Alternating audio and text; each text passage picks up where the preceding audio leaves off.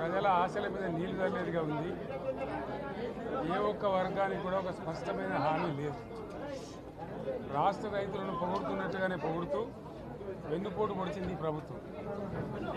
ఖచ్చితంగా స్పష్టంగా వాళ్ళ వైఖరి చెప్పినారు.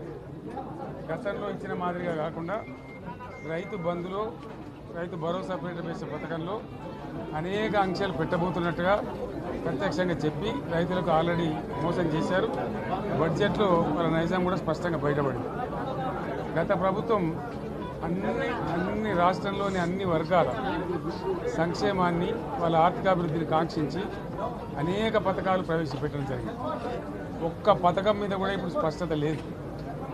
ఫర్ ఎగ్జాంపుల్, యాదవుల కోసం ఉన్నటువంటి వాళ్ళ అభివృద్ధి కోసం పెట్టినటువంటి గొర్రెల పెంపకం పథకాన్ని టోటల్గా మూసివేసినట్టుగా మనకు అర్థమవుతా ఉంది. ఇప్పటికే యాదవ సోదరులు చెల్లించిన డిపాజిట్ కూడా తిరిగి వాపసు తీసుకున్న ఈ ప్రభుత్వం ఎక్కడ కూడా లేదు. అత్యంత అడుగు వర్గాలు అని డబ్బా కొట్టినట్టు కొడుతూనే వాళ్ళ గొంతు కోసింది ప్రభుత్వం. దళిత వర్గాల కోసం గళితంలో ప్రవేశపెట్టబడ్డ విప్లవాత్మకమైనటువంటి దళిత బంధు పథకాన్ని ప్రస్తావన కూడా లేదు. ఇది చాలా దురదృష్టకరం. దళిత సమాజం పట్ల వీళ్ళకు ఉన్నటువంటి నిర్లక్ష్యానికి, వాళ్ళ ఫ్యూడల్ విధానానికి ఇంతకన్నా గొప్ప నిదర్శనం కూడా అవసరం లేదు. అదేవిధంగా మత్స్యకారులకు ఆ భరోసా లేదు. ఎవరికి కూడా చెప్పుకోదగ్గ భరోసా లేదు. ఇందులో విశేషం హైలైట్ ఏంటంటే, ఆర్థిక మంత్రి ప్రతి మాటను ఒత్తి ఆ డబ్బు వచ్చినప్పుడు అదేందో పెద్ద మహాప్రపంచ విజయంలాగా ఒత్తి చెప్పడం తప్ప కొత్తది ఏమీ లేదు. ఒత్తి పలుకులు పలకడం తప్ప కొత్తగా చెప్పింది ఏమీ లేదు. ఏ ఒక కొత్త సంక్షేమ పథకం కానీ ఏది కూడా లేదు. మహిళల పట్ల కూడా చాలా స్పష్టంగా చెప్పాల్సిన అవసరం ఉండే. కానీ వాళ్ళు మేము 1,00,000 కోట్లు ఇస్తాం, అన్ని రుణాలు, ఆ రుణాలు వీలేదో ఇస్తున్నట్టుగా అది ఆల్రెడీ ఉన్న స్కీమే, నథింగ్ న్యూ అబౌట్ ఇట్, ఏమి లేదు. వెరసి ఇష్యూ యాజ్ ఏ హోల్. దురదృష్టం ఏంటంటే, చాలా బ్యాడ్ లక్ ఏంటంటే, మేము కూడా ప్రభుత్వం ఏర్పడిన తర్వాత కనీసం ఒక 6 మాసాల సమయం వాళ్ళకి ఇవ్వాలని మేము అనుకున్నాం. నేను కూడా శాసనసభకు పెద్దగా రాలేదు. కానీ ఈరోజు బడ్జెట్ చూస్తే ఏ ఒక్క పాలసీ ఫార్ములేషన్ జరగలేదు.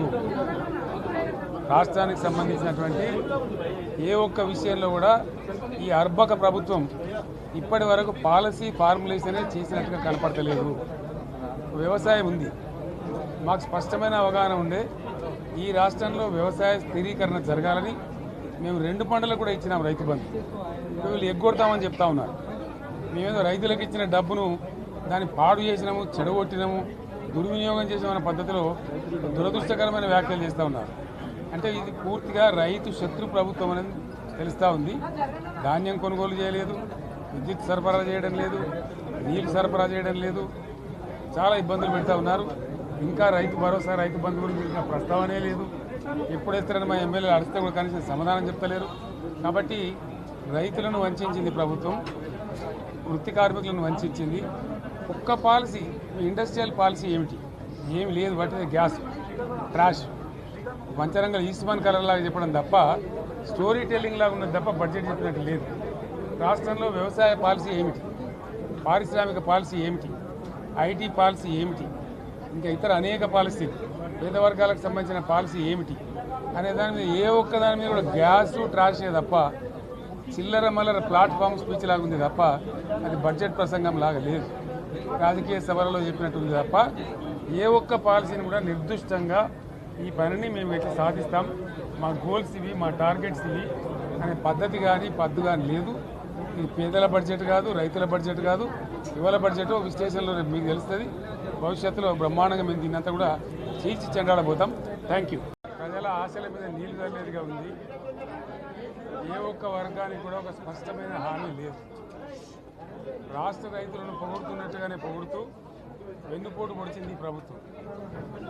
ఖచ్చితంగా స్పష్టంగా వాళ్ళ వైఖరి చెప్పినారు. గతంలో ఇచ్చిన మాదిరిగా కాకుండా రైతు బంధులో, రైతు భరోసా పేట పథకంలో అనేక ఆంక్షలు పెట్టబోతున్నట్టుగా ప్రత్యక్షంగా చెప్పి రైతులకు ఆల్రెడీ మోసం చేశారు. బడ్జెట్లో వాళ్ళ నైజాం కూడా స్పష్టంగా బయటపడింది. గత ప్రభుత్వం అన్ని రాష్ట్రంలోని అన్ని వర్గాల సంక్షేమాన్ని, వాళ్ళ ఆర్థికాభివృద్ధిని కాంక్షించి అనేక పథకాలు ప్రవేశపెట్టడం జరిగింది. ఒక్క పథకం మీద కూడా ఇప్పుడు స్పష్టత లేదు. ఫర్ ఎగ్జాంపుల్, యాదవుల కోసం ఉన్నటువంటి వాళ్ళ అభివృద్ధి కోసం పెట్టినటువంటి గొర్రెల పెంపకం పథకాన్ని టోటల్గా మూసివేసినట్టుగా మనకు అర్థమవుతా ఉంది. ఇప్పటికే యాదవ సోదరులు చెల్లించిన డిపాజిట్ కూడా తిరిగి వాపసు తీసుకున్న ఈ ప్రభుత్వం ఎక్కడ కూడా లేదు. అత్యంత అడుగు వర్గాలు అని డబ్బా కొట్టినట్టు కొడుతూనే వాళ్ళ గొంతు కోసింది ప్రభుత్వం.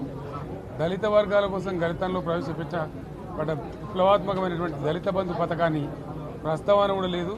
ఇది చాలా దురదృష్టకరం. దళిత సమాజం పట్ల వీళ్ళకు ఉన్నటువంటి నిర్లక్ష్యానికి, వాళ్ళ ఫ్యూడల్ విధానానికి ఇంతకన్నా గొప్ప నిదర్శనం కూడా అవసరం లేదు. అదేవిధంగా మత్స్యకారులకు ఆ భరోసా లేదు, ఎవరికి కూడా చెప్పుకోదగ్గ భరోసా లేదు.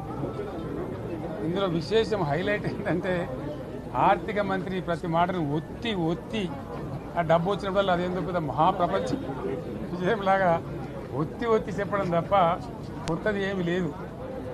ఒత్తి పలుకులు పలకడం తప్ప కొత్తగా చెప్పింది ఏమీ లేదు. ఏ ఒక కొత్త సంక్షేమ పథకం కానీ ఏది కూడా లేదు. మహిళల పట్ల కూడా చాలా స్పష్టంగా చెప్పాల్సిన అవసరం ఉండే. కానీ వాళ్ళు మేము 1,00,000 కోట్లు ఇస్తాం, అన్ని రుణాలు, ఆ రుణాలు వీలేదో ఇస్తున్నట్టుగా అది ఆల్రెడీ ఉన్న స్కీమే, నథింగ్ న్యూ అబౌట్ ఇట్, ఏమి లేదు. వెరసి ఇష్యూ యాజ్ ఏ హోల్. దురదృష్టం ఏంటంటే, చాలా బ్యాడ్ లక్ ఏంటంటే, మేము కూడా ప్రభుత్వం ఏర్పడిన తర్వాత కనీసం ఒక 6 మాసాల సమయం వాళ్ళకి ఇవ్వాలని మేము అనుకున్నాం. నేను కూడా శాసనసభకు పెద్దగా రాలేదు. కానీ ఈరోజు బడ్జెట్ చూస్తే ఏ ఒక్క పాలసీ ఫార్ములేషన్ జరగలేదు. రాష్ట్రానికి సంబంధించినటువంటి ఏ ఒక్క విషయంలో కూడా ఈ అర్బక ప్రభుత్వం ఇప్పటి వరకు పాలసీ ఫార్ములేషనే చేసినట్టుగా కనపడతలేదు. వ్యవసాయం ఉంది, మాకు స్పష్టమైన అవగాహన ఉండే ఈ రాష్ట్రంలో వ్యవసాయ స్థిరీకరణ జరగాలని మేము 2 పంటలకు కూడా ఇచ్చినాం రైతు బంధు. వీళ్ళు ఎగ్గొడతామని చెప్తా ఉన్నారు. మేమేదో రైతులకు ఇచ్చిన డబ్బును దాన్ని పాడు చేసినాము, చెడగొట్టినాము, దుర్వినియోగం చేసామన్న పద్ధతిలో దురదృష్టకరమైన వ్యాఖ్యలు చేస్తూ ఉన్నారు.